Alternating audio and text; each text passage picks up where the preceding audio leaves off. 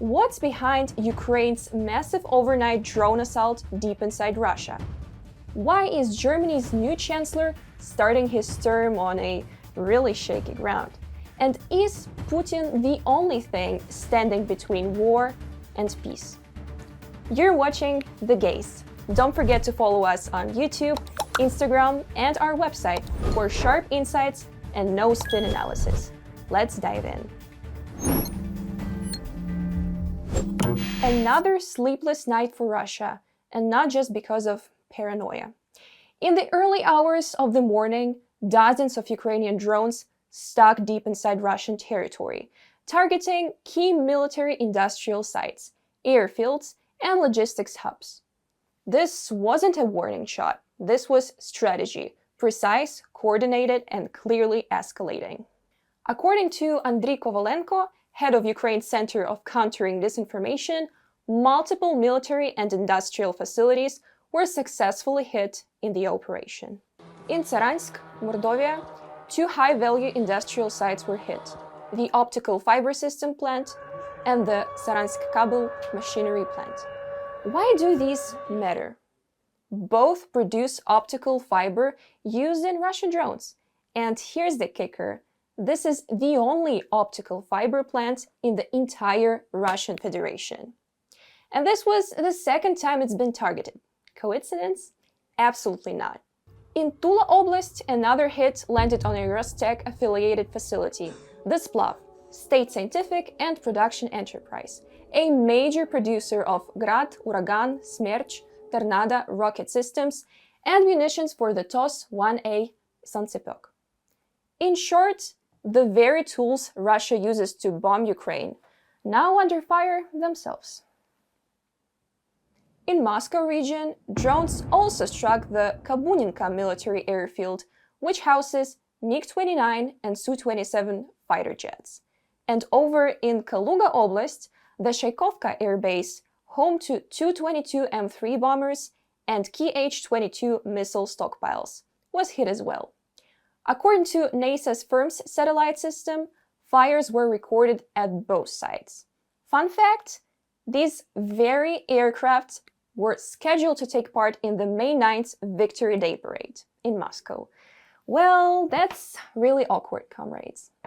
As a result of these strikes, temporary flight bans were imposed at major airports all over Russia. In total, Russian media claims that 447 drones and missiles were launched across Russian territory overnight.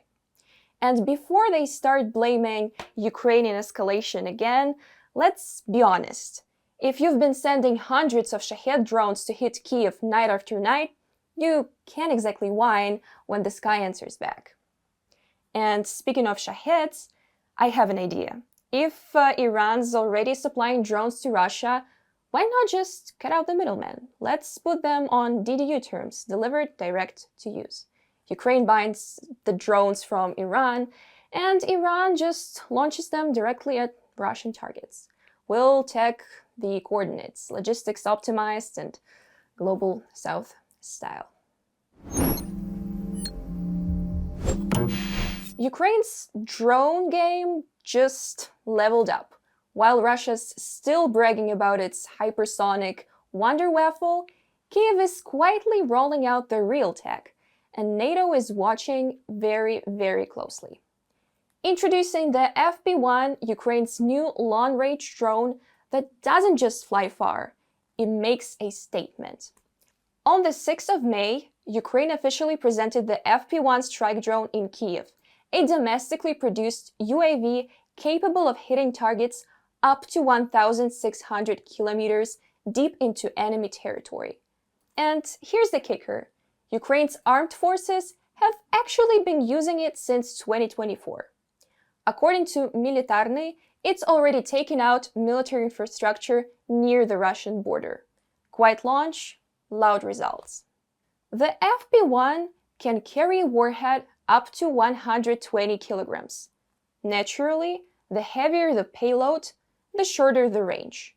But with 1,600 kilometers as the upper limit, this thing is no joke. This drone is already being produced in large numbers, and there's significant interest from our partners. It was developed in Ukraine and quickly scaled up. This is one more innovation we're proud to share with our allies. Anna Gvozdyar, Deputy Minister for Strategic Industries of Ukraine, in a press statement. Deputy Minister of Strategic Industries, Anna Gvozdyar, called attention to the global interest in this drone. Countries are not just watching, they're investing. And it's not just about military bragging rights.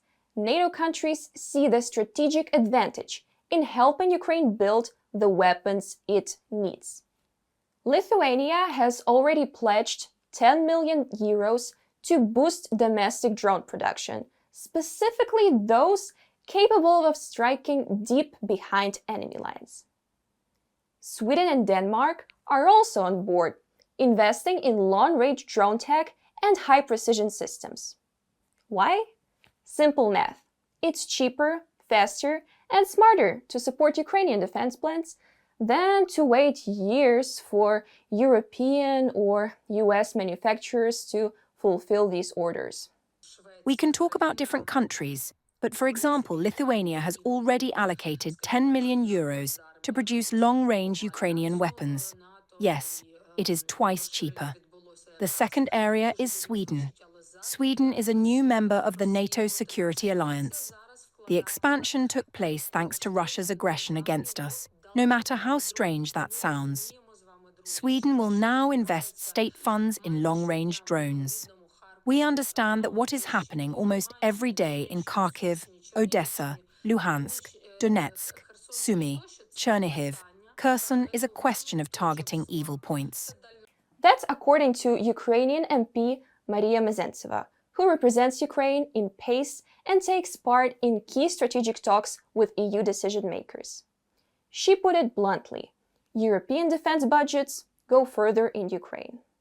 Denmark has committed an additional 40 million euros into high-tech military development in Ukraine, while Sweden will invest directly into long-range drone production. And this isn't charity, it's strategy. Mezentseva also noted the vital role of Andrius Kubilius, European Commissioner for Defense and Space, who's pushing new models for sustainable Ukrainian defense production and looking at how to institutionalize long-term support for Ukrainian weapons manufacturing. So, while Russia continues waving its outdated toys around Red Square, Ukraine is building real weapons that work and building them at home with European backing. Just imagine you're sleeping at home in New York or grabbing a latte in London, and then a ballistic missile hits your apartment block. That's not fiction, that's another Wednesday in Kiev.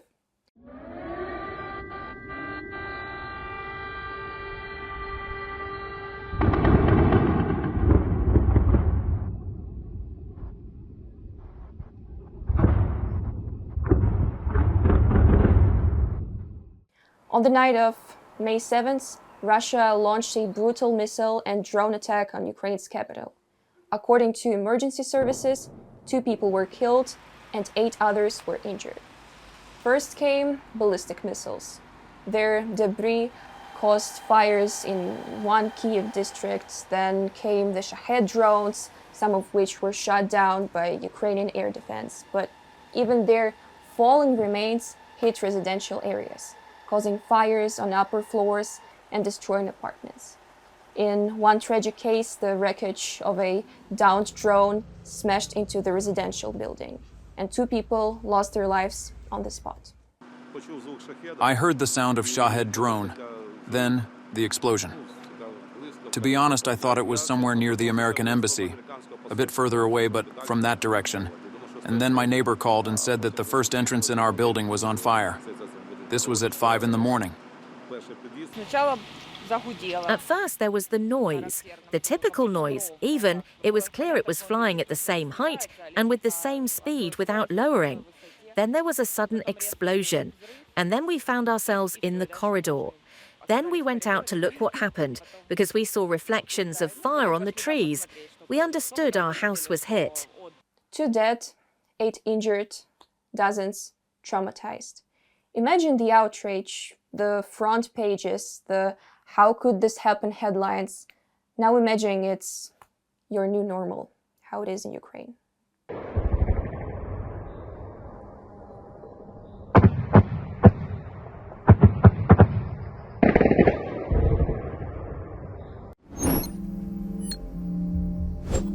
Well, welcome to the club, Mr. Kellogg.